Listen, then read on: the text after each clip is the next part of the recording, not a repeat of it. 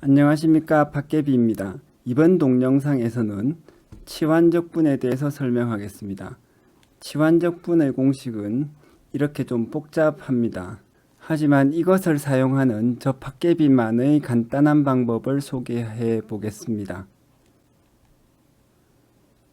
치환적분을 공부하려고 하면 이런 공식이 나타납니다. 복잡하죠? 어렵습니다. 대학 교재에서는 이 치환적분을 이렇게도 설명합니다. 이런 식이 있으면 그 부분인 gx와 g-x dx를 치환해서 이렇게 만들라는 겁니다. 그런데 제가 처음 공부할 때는 이쪽이나 어느 쪽이든 어렵긴 마찬가지였습니다. 무엇보다 공식을 완전히 암기하고 숙달하기 전에는 적분 문제를 봤을 때 무엇을 어떻게 해야 하는지 잘 모르겠다는 겁니다. 이런 복잡한 공식을 안 외우고 쉽게 치환적분을 하는 방법이 없을까요? 제 방법이 여러분에게 얼마나 쉽게 느껴질지 모르겠는데 그걸 소개해 보겠습니다. 그리고 대학 교재에서는 잘 안 보이는데 고등학교 참고서에서는 이런 공식도 치환적분 공식의 하나로 나타납니다. 이게 때때로 도움이 되니까 이것도 같이 해서 설명하겠습니다. 제가 치환적분 문제를 푸는 방식은 연쇄 법칙만 생각하고 모양을 맞추는 겁니다. 연쇄 법칙은 이런 공식을 의미하는데 잘 모르시는 분은 이 동영상을 꼭 한번 보세요. 미분에서는 매우 중요합니다. 일단 먼저 박계비 스타일을 알아보기 전에 이 동영상을 통해 치환적분을 처음 보는 분들도 있을 수 있으니까 일반적으로 수학 교과서에서 치환적분을 어떻게 하는지 살펴봅시다. 치환적분의 첫 번째 공식, 기본 공식은 이렇습니다. 이 공식을 가지고 이런 부정적분을 할 때 이렇게 합니다. 먼저 이렇게 t를 설정합니다. 그러면 이렇게 되겠죠. t, 즉 이 함수의 미분이니까 미분하면 3이 되겠습니다.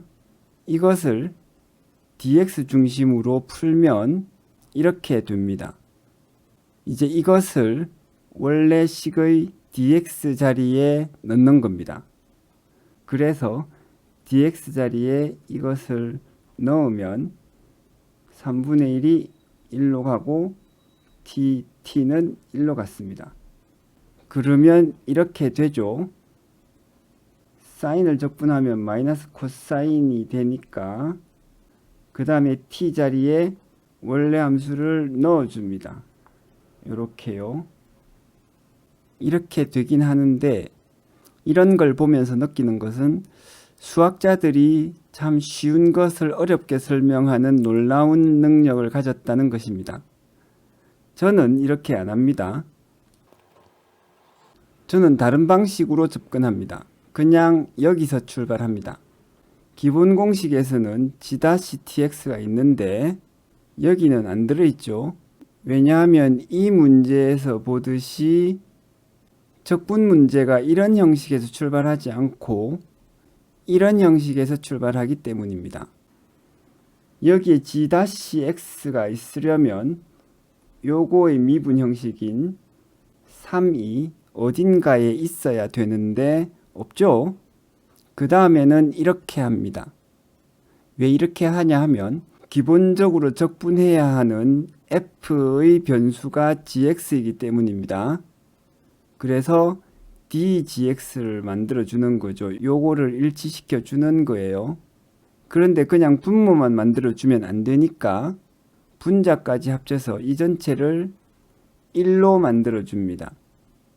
1을 곱하는 것은 그대로 두는 것과 같으니까요. 그 다음에는 이 분모를 여기에 생각을 안 하고 여기에 붙여서 생각을 합니다. 이렇게 말입니다. 이런 방식으로 이 적분 문제를 풀어보면 먼저 사인 함수 안에 있는 함수인 3x 더하기 2를 적분 변수로 보고 이것을 분모 분자로 곱해줍니다. 그리고 이 부분이 1입니다. 그 다음에는 D3X2를 떼서 생각하면서 이렇게 만들어 줍니다. 그러면 요게 일치를 하니까 하나의 값으로 보고 이 부분이 적분되어서 이렇게 되죠. 이 부분은 미분되어서 이렇게 됩니다.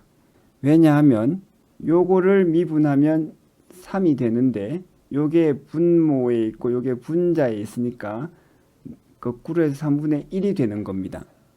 여기다 적분상수 C를 붙이면 끝나는 겁니다. 이것을 정리하면 이렇게 됩니다. 보시다시피 복잡한 공식을 외울 필요가 없습니다. 그냥 문제를 보고 풀어나가는 거죠. 치환적분의 핵심은 다 설명했는데 치환적분의 한 형태에 불과하지만 제 경험에 알아두면 도움이 되는 공식이 하나 있습니다. 두 번째 공식인 이겁니다. 이 공식을 알아두면 좋은 이유는 이런 형태의 적분을 만나면 당황하기 쉽기 때문입니다. 사실 이 식은 이 식에서 함수 h가 분수 함수인 경우에 해당할 뿐입니다. 즉 h가 분수식이니까 fx분의 1이 되고 여기에 fx의 미분함수를 곱한 것 뿐이죠. 그래서 요게 여기로 올라가면 요게 되는 겁니다. 이렇게 간단하지만 그럼에도 불구하고 굉장히 낯설어 보일 때가 있더라고요. 이것처럼 말입니다. 이때 이 공식을 외운 것이 도움이 됩니다. 이 공식은 이렇게 이해할 수 있습니다. 먼저 여기서 분자를 변형시킵니다. 이렇게요. 이게 미분되었다는 뜻이니까 이렇게 쓰면 같은 뜻이 되겠습니다. 그리고는 이것과 이거를 약분합니다. 약분이 되겠죠. 왜냐하면 요거를 그대로 1을 놔두고 꺼내서 dx분의 dfx를 써서 곱하기 한 거와 똑같으니까요. 그러면 dx가 요 분모로 있어서 약분이 되겠습니다. 그러면 이렇게 되죠. 이제 이 식을 적분 공식에 따라 적분하면 이렇게 됩니다. 이거를 하나의 값 t로 보고 적분한 것입니다. 기본 미분 공식만 잘 외워도 이것은 알 수 있습니다. 자, 이제 여기서 이 문제를 풀어봅시다. 먼저 분자를 분모의 미분식이 되도록 고쳐줍니다. 그러려면 여기에 4분의 1도 곱해야 되죠. 왜냐하면 여기에 4가 더 곱해졌으니까.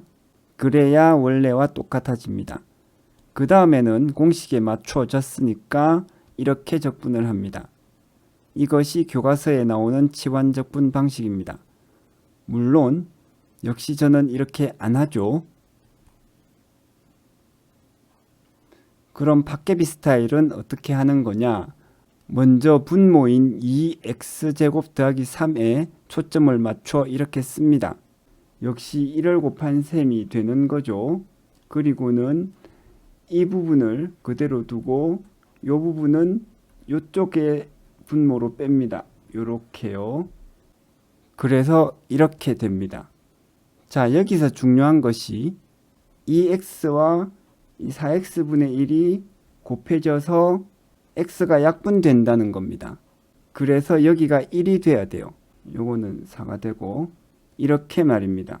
그래야 뭐 분의 1이라는 함수가 되고 이것이 자연로그로 변하기 때문입니다. 만약에 여기에 x가 있거나 뭐 또 다른 x의 함수가 있으면 자연로그 함수로 적분이 안 되고 복잡해집니다.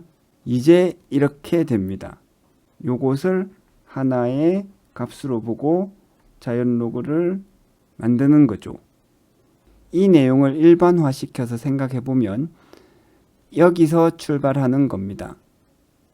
그 다음에는 이렇게 만들어 주죠.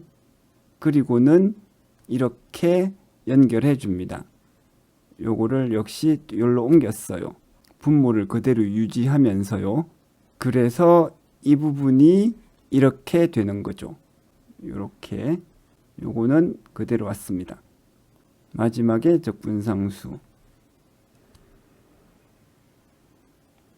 당연한 얘기지만 이렇게 더 간단한 식을 만나면 더 쉽습니다. 하지만 이런 식은 때때로 이렇게 쓰여 있을 때가 있는데 저는 처음 이 공식을 봤을 때 아주 당황했었습니다. dx가 식의 뒤에 오는 것이 아니라 분자로 오다니 이게 말이 돼? 이런 정도였으니까요. 하지만 알고 보면 이게 이거죠. 여기에 곱하기가 있다는 것을 항상 생각해야 합니다. 이것을 팟개비 스타일로 풀어보면 먼저 이렇게 해줍니다. 이 값을 중심으로 d 이 값을 만들어 주는 겁니다. 그 다음에 분자에도 똑같이 만들어 주는 거고 그 다음에는 이 부분을 미분해 줍니다. 그러면은 5가 되고 분의 1이 되겠습니다. 그래서 이렇게 됩니다. 즉 요거를 요 앞으로 옮긴 거예요. 여기로. 그러면 이제 요 부분만 적분하면 되겠네요. 요거를 중심으로. 그래서 요렇게 됩니다. 자연 로그 5x 더하기 2. 그 다음에 적분상수. 지금까지 치환적분 문제를 풀이하는 방법으로 교과서에서 볼 수 있는 방법과 함께 제가 학생들에게 가르치는 방법도 같이 설명했습니다. 이 팟개비 스타일이 정말 모든 분들에게 도움이 될지는 모르겠어요. 하지만 이렇게 푸나 저렇게 푸나 똑같은 것이니까 여러분에게 쉬운 것을 골라 잡으시면 됩니다. 혹시 도움이 되셨다면 좋아요와 구독 그리고 알림 설정을 부탁드립니다. 감사합니다.